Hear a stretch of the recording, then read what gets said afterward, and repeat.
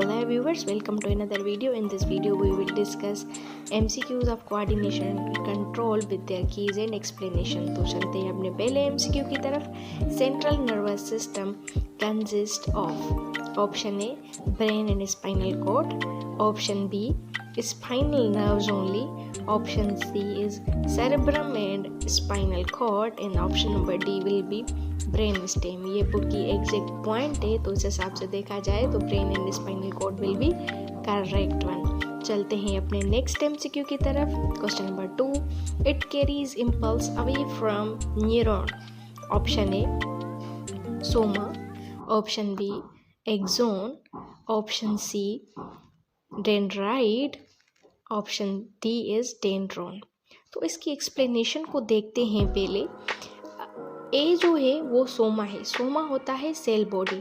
Cell body ना कभी impulse को अवे भेजती है ना कभी इम्पल्स को टुवर्ड्स लेके आती है, तो ए तो होगा ही नहीं. बी हाँ ये हो सकता है क्योंकि एक्सोन हमेशा इम्पल्स को अवे सेंड करता है और जो डेंड्राइट्स होते हैं वो हमेशा इम्पल्स को टुवर्ड्स सेंड करते हैं. तो दो टाइप के क्वेश्चंस बनते हैं, एक अवे एक टुवर्ड्स. तो B is correct one. Question number 3, acetylcholine is A enzyme, option B is metabolic intermediate, option C is neurotransmitter and option D will be none. तो इसकी एक्सप्लेनेशन को देखते हैं. एंजाइम तो नहीं हो सकता क्योंकि एंजाइम एक प्रोटीन होती है. मेटाबॉलिक भी नहीं होता क्योंकि मेटाबॉलिक भी प्रोटीन से रिलेटेड होता है.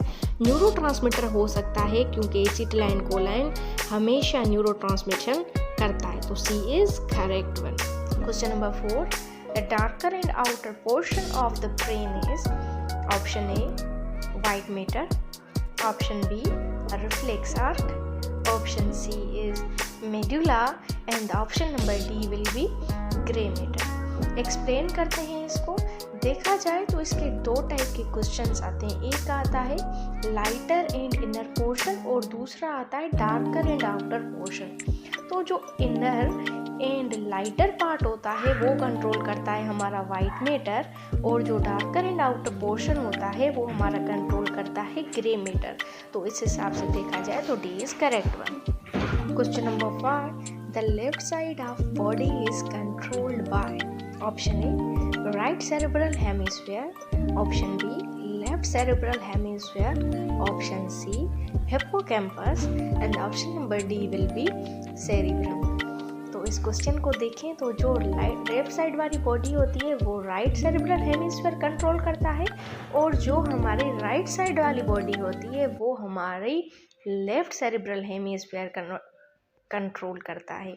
तो इस हिसाब से देखा जाए तो option A is correct one. चलते हैं अपने नेक्स्ट एमसीक्यू की तरफ. Question number 6, which part of brain is responsible for our basic and primitive emotions.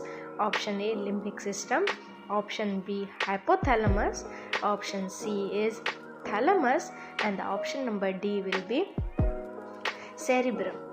तो ये बहुत कॉन्सेप्चुअल क्वेश्चन है.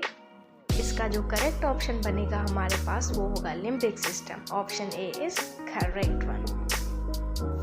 Question number 7, the main transmitter for synapses that lie outside the central nervous system is option A adrenaline, option B dopamine, option C serotonin and option D will be the acetylcholine. तो इसका जो correct option बनेगा हमारे पास वो होगा D.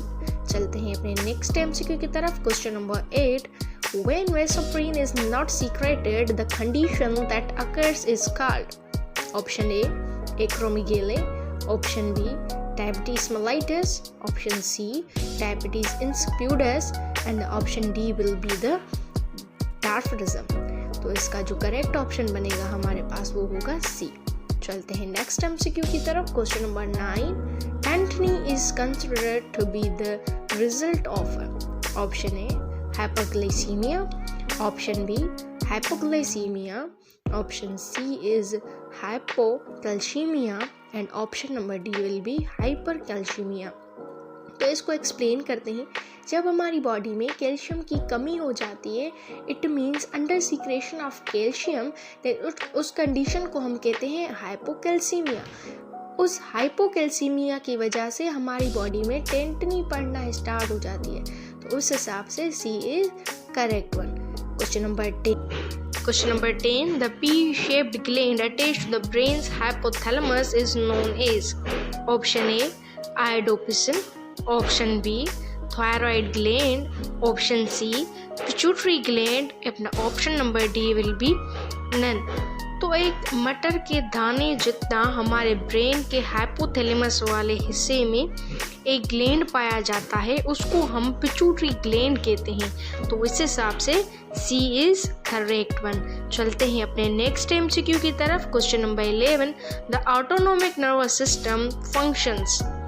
Option A acts on external environment, option B regulates internal environment, option C transmit motor information to brain, and option D will be both A and B। तो जो autonomic nervous system होता है वो हमारी अंदर body में regulate होता है, लाइक हमारे स्टमक, हमारी हार्ट, हमारी इंटेस्टाइन। तो इस हिसाब से B इज करेक्ट वन। चलते हैं नेक्स्ट MCQ की तरफ।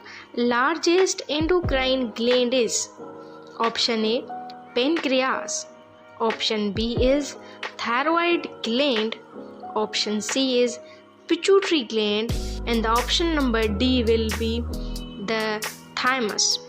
तो A is correct one। Question number 13, the spinal cord acts as a link between body parts in dash, option A brain, option B is skull, option C is heart, and the option number D will be lungs। तो इसकी explanation को देखते हैं।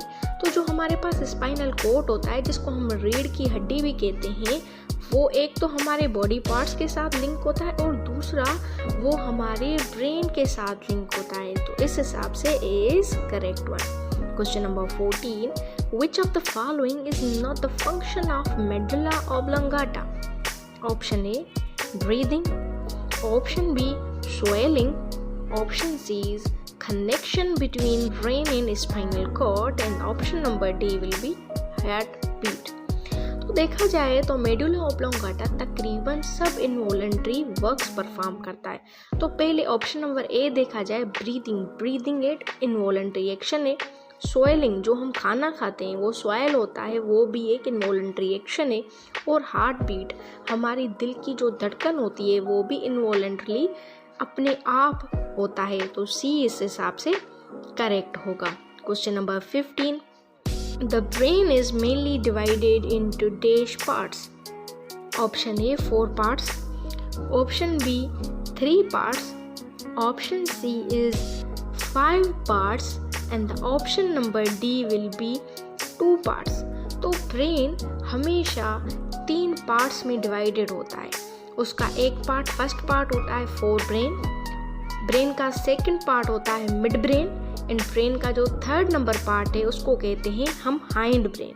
तो इस हिसाब से देखा जाए तो हमारा जो बी नंबर ऑप्शन होगा वो करेक्ट होगा। सो बी इज करेक्ट वन।